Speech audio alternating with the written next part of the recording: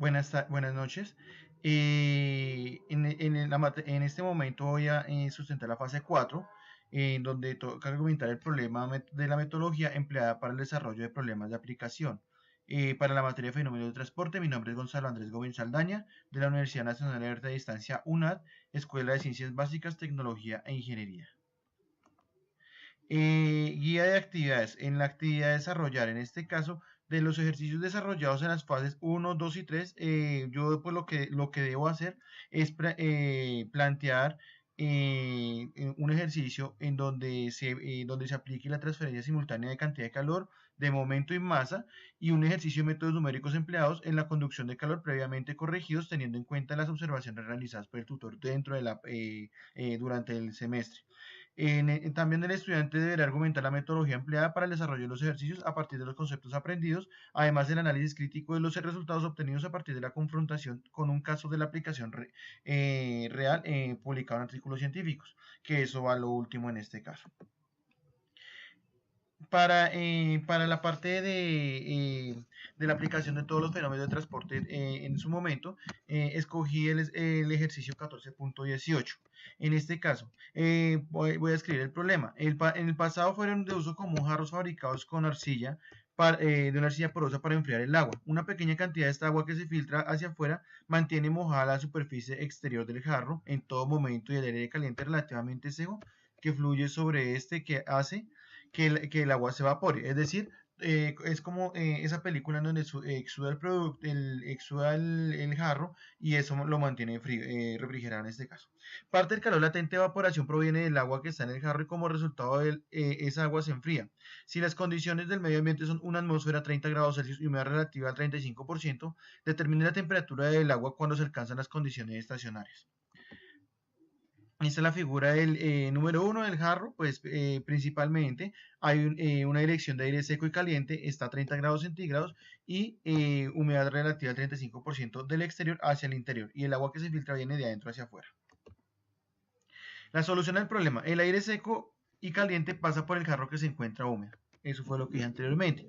Debido a las condiciones de flujo bajo masa, flujo bajo de masa, pueden usarse las propiedades de aire seco para la mezcla a la temperatura promedio de T alfa menos T temperatura de superficie sobre 2, la cual no puede determinarse en ese punto debido a que la temperatura de la superficie es desconocida. En este caso, T alfa la temperatura de la superficie es menor a la temperatura alfa. Para los fines de una evaluación apropiada, tomamos temperatura de la superficie como 20 grados Celsius, y las propiedades del agua a 20 grados Celsius, y las propiedades de aire seco a la temperatura a 25 grados Celsius y una atmósfera de presión son según las tablas A9 y A15 de la bibliografía del libro de Yunus Engel. Entonces tenemos las variables que el agua, en este caso, la capacidad calorífica en este caso el coeficiente de transferencia de calor es 2.454 kilojoules sobre kilogramos en este caso kilogramos sobre kilojoules sobre kilogramo. La presión de vapor es 2,34 kilopascales. La presión, y también a 30 grados Celsius la presión de vapor a 4,25 kilopascales. El aire seco, la capacidad calorífica del aire seco es 1,007 kJ sobre kilogramos grados Celsius, y el coeficiente de transferencia de calor o el alfa es 2,141 por 10 a la menos 5 metros cuadrados por segundo. Las masas molares del agua y del aire son 18 y 29 kilogramos por mol respectivamente, según la tabla A1 en la bibliografía de Engel.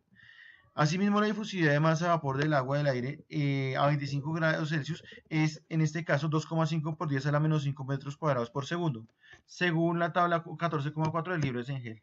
Se aplica la analogía en este caso de Shelton-Colborn para determinar la temperatura superficial de la bebida a partir de la siguiente ecuación, donde está la temperatura de la superficie es igual a la temperatura del agua menos esa expresión que está ahí, pues lo que hemos dicho anteriormente,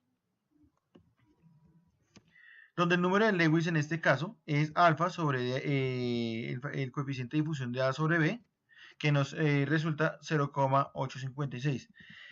El aire de la superficie está saturado y por lo tanto la presión de vapor en ella es simplemente la presión de saturación del agua a la temperatura de la misma, 2,34 kilopascales. La presión de vapor del aire alejado de la superficie es, en este caso, la presión de vapor del aire alejado de la superficie es igual a un teta por la presión saturada a la temperatura alejada. En este caso, sería igual a 0,35 por la presión saturada a 30 grados Celsius, que eso lo vimos anteriormente, que es 4,25 kilopascales para un total de 1,4875 kilopascales.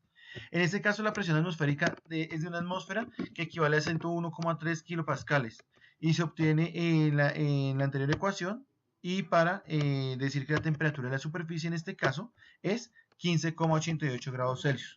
Por lo tanto, por este proceso, la temperatura del agua en condiciones estacionarias llega hasta 15,88 grados Celsius. ¿Qué quiere decir este resultado? Que probablemente si vamos a enfriar o vamos a darle una temperatura más baja al agua en el recipiente que nosotros estamos estudiando, vamos a obtener mínimo o va a llegar mínimo hasta 15,88 grados Celsius. Eso va a depender mucho pues del alfa en este caso y también de la presión de saturación de vapor. En este caso, si las temperaturas bajan, la presión en este caso baja. Para aplicar los métodos numéricos, escogió el ejercicio 5,50, que fue el que resolví durante el curso, en donde consideramos la transferencia estacionaria bidimensional de calor en una barra larga y sólida de secciones transversales, cuadrada y rectangular, como se muestra en la figura anterior. En la siguiente figura, las temperaturas medidas en los puntos seleccionados de las superficies exteriores son como se muestra. La conductividad térmica del cuerpo es 20 watts sobre metro grado Celsius y no hay generación de calor. Eso es muy importante. Utilizando el método de diferencias finitas con una malla de dimensiones delta X, que es delta Y es igual a 1 centímetro, determine las temperaturas en los puntos indicados en el medio. Vamos a observar la figura 2, que era la que decía anteriormente, de secciones transversales y en este caso cuadrada y rectangular. Por aquí podemos ver en A y en B los nodos en este caso. Para la solución para el cuadrado en este caso, vemos que el nodo 1 es un nodo interior y dado que delta X es igual a delta Y igual a L, entonces se aplica la siguiente ecuación del balance de energía. Decimos que la temperatura superior, derecha, izquierda e inferior menos 4 veces la temperatura del nodo más un delta del nodo por la longitud sobre K es igual a 0. Ese es el balance de energía que nosotros vamos a tener en cuenta. Como no se genera calor en este caso, entonces no vamos a tener en cuenta la en este caso esta variable como tal, en este caso el coeficiente, el coeficiente de calor del nodo por la longitud sobre el factor, el K en este caso. Entonces decimos que la temperatura del nodo es igual a la suma de las temperaturas de todos los alrededores, en este caso dividido entre 4, porque lo que queremos es hallar la temperatura del nodo. Aplicamos de lo anterior aplicamos lo siguiente, conocemos la temperatura 1, la temperatura 2, en este 180 grados Celsius, y reorganizando, ya dijimos que esto no iba, y reorganizando tenemos que temperatura 1 es 360 más T2 más T3, y eso sobre 4. Para el nodo 2, en que está en contacto con el aislante, se refleja la imagen del nodo 1. Esta actúa como un espejo.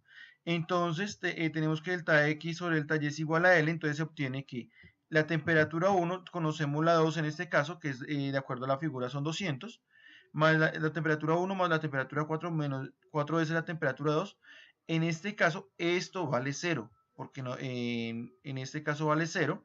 Entonces decimos que reorganizando tenemos que la temperatura 2 pues equivale a 200 más 2 veces la temperatura 1 más T4 sobre 4.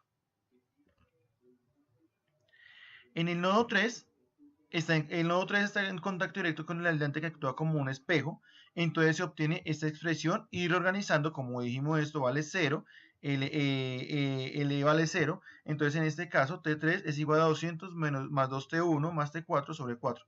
Y para el nodo 4 observamos lo mismo, tenemos en cuenta que la imagen se ve reflejada por los nodos 2 y 3, porque está en contacto con dos aislantes. En este caso, esta constante, esto es 0 y obtenemos que 2T4 es igual a T3 más T2.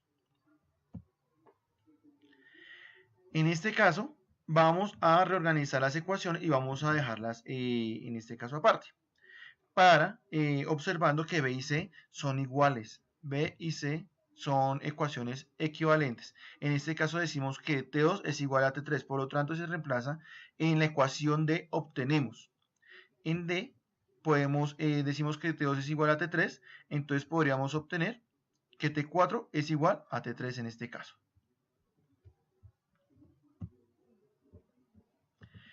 Es decir, en este caso T2, T3 y T4 son iguales. Reemplazando en la ecuación A se obtiene la siguiente relación. En este caso T1 360 más T2 sobre 4 y reemplazando en la ecuación B se obtiene que T2 es igual a 190 grados, que equivale 190 grados Celsius, que equivale a T3 e igual a T4. En este caso reemplazamos en la ecuación A los valores y nos da un total de 185 grados. Entonces, en este caso, los nodos de la figura 4A o en el cuadrado, en este caso, para las temperaturas para los nodos son T1 es igual a 185, T2 equivale a T3 y a T4, que son lo mismo, y valen a 190 grados Celsius. En este caso, pues, es lógico, debido a que hay un aislante que está reflejando la misma temperatura en varios puntos del nodo. En este caso, en T2, T3 y T4. Es muy lógico lo que explica esta ecuación en este caso. Ahora, para el rectángulo, en este caso vamos a determinar de la misma forma para la figura A, vamos a tener siempre en cuenta los aislantes porque ellos nos van a actuar como espejos. Para el nodo 1 tenemos esta ecuación, para el nodo 2 tenemos esta también, para obtener la temperatura 2, T3 y T4 como se escribieron anteriormente. Ahora, reagrupamos las ecuaciones que se obtuvieron despejando en este caso los valores o las igualdades en este caso. Y vamos a aplicar, en este caso T1 es igual a T2 y T3 es igual a T4. Vamos a resolver este sistema de ecuaciones lineales, lo resolvimos por internet en un programa for equation, y en este caso obtuvimos que como T1 es igual a T2, T1 es igual a T2 equivale a 122,86 grados Celsius y T3 y T4 es igual a 128,57 grados Celsius. Para esto la respuesta se utilizó el método numérico, que es la solución de ecuaciones lineales mediante un programa, y para la figura las temperaturas T1 y T2 es igual a 122,86 y T3 y T4 es igual a 128,57. Entonces, haciendo una comparación del primer punto con un artículo, en este caso de García y Sierra, se obtiene en este caso una gráfica en donde vemos la cinética o la velocidad de secado en términos del tiempo, con respecto a la humedad relativa en este caso. Si vemos en el análisis, comparamos los resultados obtenidos por el artículo con los ejercicios propuestos, que se observa que a medida que aumenta el tiempo, disminuye la concentración de humedad, generando un aumento en la velocidad de secado. Esto depende mucho, pues, de la temperatura en la que estemos, en la que esté el recinto o el sitio en el cual se esté aplicando el secado. La humedad relativa disminuye a medida que pasa el tiempo, generándose al tiempo transferencia de masa y calor para que el secado se genere de manera efectiva con una tendencia a decaimiento exponencial.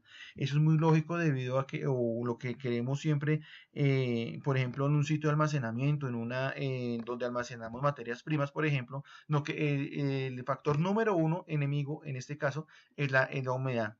Razón por la cual pues tenemos que tener muy en cuenta esta velocidad de secado para poderlo aplicar en un sitio de almacenamiento, en este caso de materias primas en la industria alimentaria.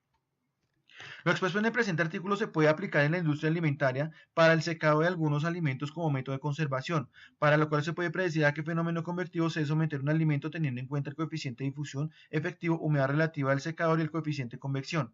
Si se tiene en cuenta todo lo anterior, se puede aplicar la transferencia de masa y calor para la conservación de distintos tipos de alimentos por el método de la deshidratación, principalmente en la producción de snacks, que hoy en día está muy de moda en su consumo por las propiedades nutricionales que sostienen frutas deshidratadas, leguminosas, oleaginosas, etc.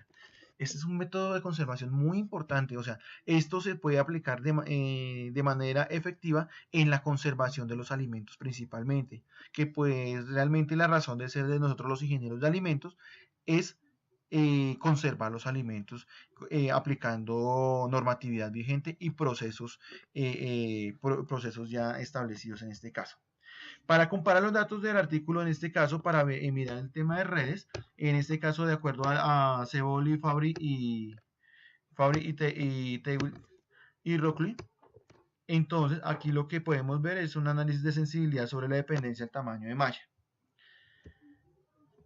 En comparación con los ejercicios realizados en el artículo anterior de Ceboli, se realizan un modelo de elementos finitos en 3D con el fin de obtener la temperatura de todo el paquete de vegetales y no por nodos como se realizan los ejercicios realizados en la presente actividad. Es decir, ellos lo que hacen es tomar un paquete con dimensiones, con nodos infinitos y determinan la temperatura en este caso, o la temperatura de todo el paquete en esta práctica. Esto es muy importante que se haga. ¿Por qué? Porque se está teniendo en cuenta toda la superficie toda la superficie del producto y no se está teniendo en cuenta solamente puntos específicos. Entre tanto, es muy importante tener en cuenta que cuando se determina la temperatura de superficie y la transferencia de calor en un determinado tiempo por nodos, se hace de manera efectiva, pero la precisión es mucho menor que cuando se utiliza el programa descrito en el artículo, por lo cual se genera una información más real y es importante en el momento de tomar decisiones en el caso de almacenamiento de alimentos, debido a que se puede observar realmente en qué parte de la superficie se estaría perdiendo realmente la cadena de frío. Importantísima la cadena de frío en el caso de los productos refrigerados. Si no se conserva la cadena de frío de manera uniforme, probablemente vamos a tener problemas con la conservación de este alimento y vamos a tener no conformidades con respecto al cliente, al consumidor final o al cliente que consuma este producto. Razón por la cual es demasiado importante tener en cuenta que todos los tratamientos térmicos y los fenómenos de transporte para la conservación de los alimentos y por ende la inocuidad de los mismos para conservar la especie. Muchas gracias.